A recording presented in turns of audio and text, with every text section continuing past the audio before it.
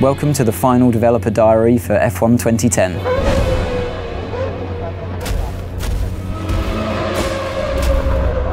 At the beginning of the game, you don't start off as a test driver, you start off as a driver that's managed to secure a seat in a team at the beginning of the year.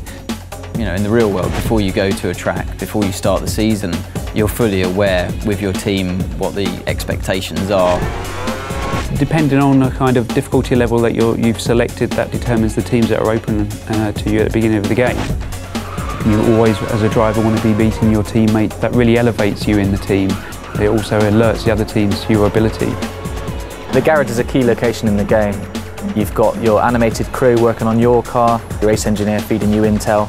You've actually been lucky enough to have real race engineers get into the motion capture suits and really just perform the tasks that they do day to day. And that really is a great sensation when you come in there and you see your whole team around you and you really feel a part of that atmosphere.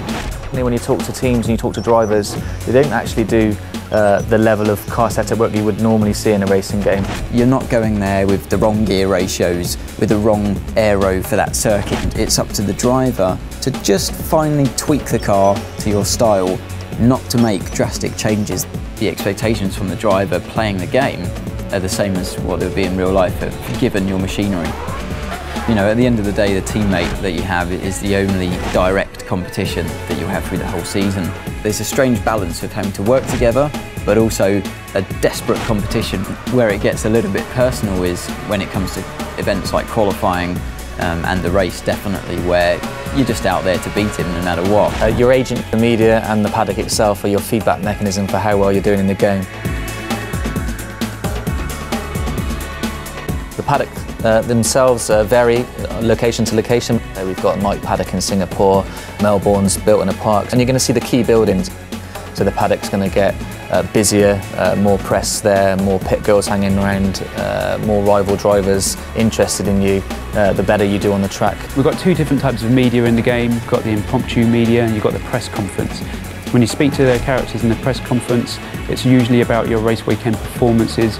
They're not so sensationalist.